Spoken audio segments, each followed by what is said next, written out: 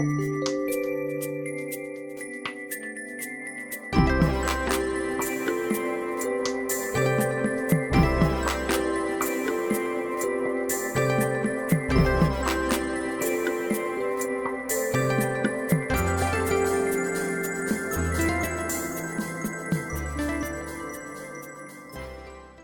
Aries. Welcome to Pandora Astrology's monthly horoscope for December of 2022.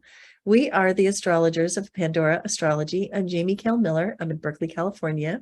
I'm Julia Mijas in San Francisco, California.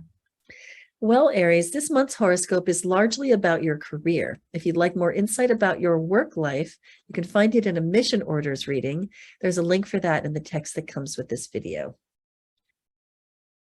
So starting off with Juno traveling through your 12th house, and I'm not going to say very much about it because she's been in your 12th house since July when she went retrograde, but I am going to tell you that Juno, having turned direct, is now going to bring about a resolution to the relationship drama that you might have been experiencing in the last few months. So look for that because it's peeking up over the horizon or may already be heading towards you. Thank goodness. Ceres is in Virgo, starting out the month in your 6th house of work, health, and service, which is a great place to find Ceres because she's all about organizing and setting up systems that help life run. So this is a really good time for, getting those vitamins that you should be taking, for visiting the dentist and, getting a tutorial on how to floss your teeth better. Anything that has to do with bodily self-care that translates into systems, or financial self-care that translates into systems, is really benefited by Ceres here in your 6th house. Now, Ceres travels along through the rest of your 6th house. It finishes it out right about here, December 19th, when Ceres moves into Libra, which is your 7th house. So Ceres moves into your relationship realm. So this could be a really good time to sit down and have a financial conversation of equals with your partner, whether that's your business partner or your personal partner. And Ceres would really like you to get that area shipshape. You might, while you're at it, have a conversation about how the eating is going on in your household, and whether maybe you should, I don't know, do the Whole30 for a month, or eat paleo or something like that. So finding your way to an agreement about how you eat and how you take care of your physical selves together is a really great way to spend Ceres in your 7th house, and she's going to be there for about 2 months. Now, Jupiter starts the month in Pisces right here in your 12th house, which is a great place to have Jupiter. It's like you feel like angels are looking over your shoulder and your luck has sort of been put into a bottle and spritzed out into the air when Jupiter's in the 12th house. So it can be a very lucky time in general, but not very specifically. The specific luck happens after Jupiter moves on into your 1st house, which he does around the middle of the month, around the 19th or 20th. Now, Jupiter in the 1st house brings you into a period of personal charisma. Interestingly enough, Jupiter was in your 1st house earlier this month and then retreated, moving retrograde back into your 12th, and is now moving back into your 1st house. And so while Jupiter is here, which is going to outlast the end of the year, it's going to happen over the next several months, you're pretty much the charismatic one in the room. This is a great time for you to, do something to improve your appearance. This is a great time for you to show up for that job interview. You're just gonna be charismatic, and you can really express your big personality while Jupiter is here in the 1st house. It's tremendously lucky, and you should just figure out what you want to do with that because it's great. Hey, Julia, what's the news of Mars, Venus, and Mercury this month? Oh, yes. Well, hey there, Aries. Mars starts the month retrograde. It's been retrograde for a little while. Mars is your ruling planet, and it goes retrograde about once every 2 years. And so it can be a particularly frustrating time for the Aries of the world. Now, anytime a planet is retrograde, it's a time of reorienting ourselves to what that planet symbolizes. And Mars is the planet of action. So Mars starts the month retrograde in your third house. This is the house that rules your siblings, your community. It also rules short journeys, commutes, driving around in your car. And the third house is also a house of communication as well. So with Mars retrograde here, this could be a particularly frustrating cycle if you have any siblings in your life, or, you might bump up against some neighbors of yours, particularly if they've been telling you to turn the music down over and over again. Mars retrograde in the third can also be a time where you might have to redo things that involve transportation. Maybe your car, for example, you take it to the shop once and then it needs to be, taken again. And just be a little bit careful, especially if you are on the road. Don't drive when you're angry, because Mars is a planet of anger. So you don't want to get yourself into any accidents. I'm not predicting an accident's going to happen, but with the symbolism of Mars retrograde in the third, definitely be cool, calm, and collected before you get behind the wheel. Now, on December 7th, Mars directly opposes the sun, and we call that maximum frustration day. So around that time, you could really, really feel all these issues that I've just been talking about. So make sure to plan a little self-care, get yourself a little bit more relaxed around December 7th, because you might need it. We might all need it, actually.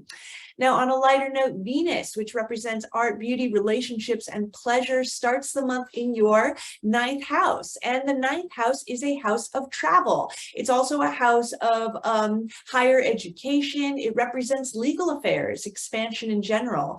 So if you have any opportunities early in this month to take a trip, to go on vacation, would be a great time for it. You could get a lot of pleasure from it. It's also a wonderful time in school for all the Aries who are in school or just learning new things from workshops, or any other professional development you might be taking to expand yourself.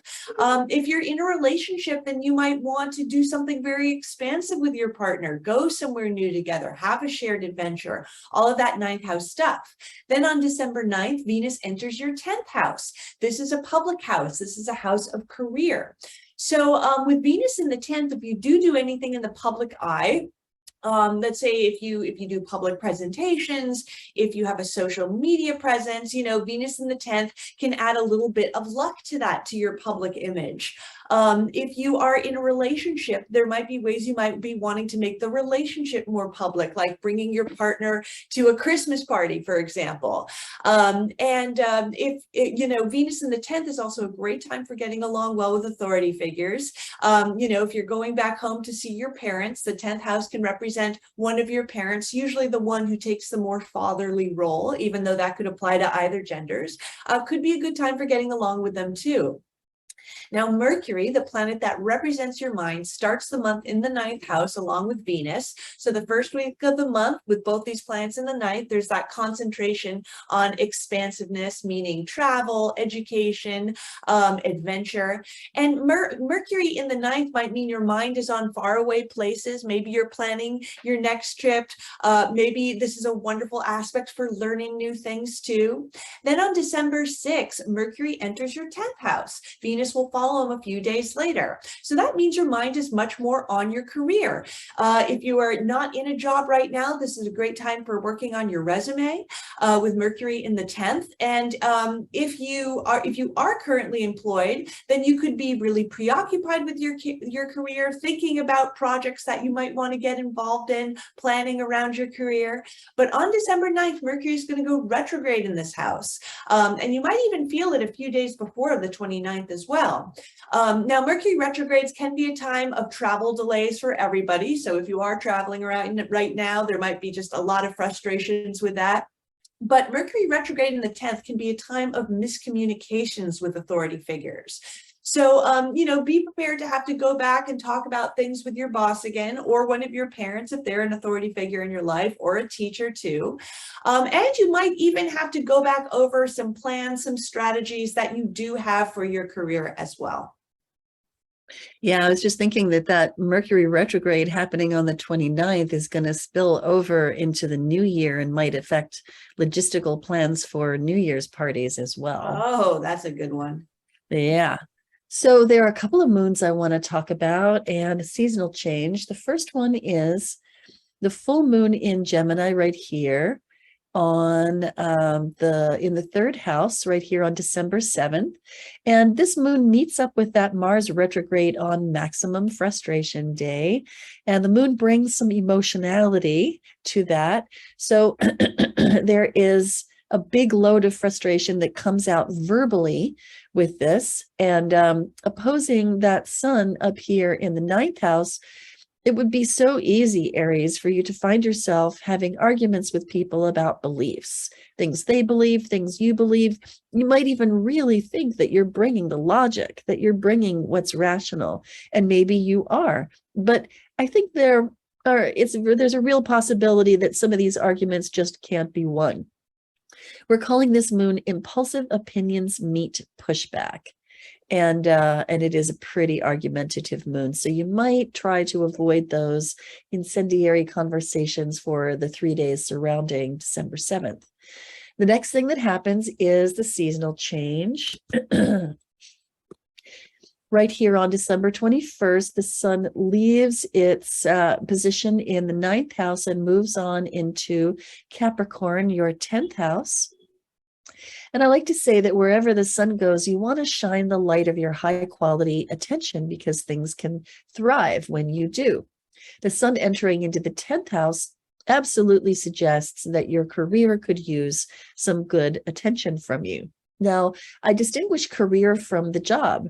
The job is a part of the career, and hopefully it does fit along the arc of the career. I mean, hopefully you're doing work that aligns with your general career direction, but I think that this particular sun position does suggest that you've got to be paying attention to the career itself and how any job that you're in can be a part of that, can support that, can further that. And if it doesn't look like it's going to, what you need to do about that.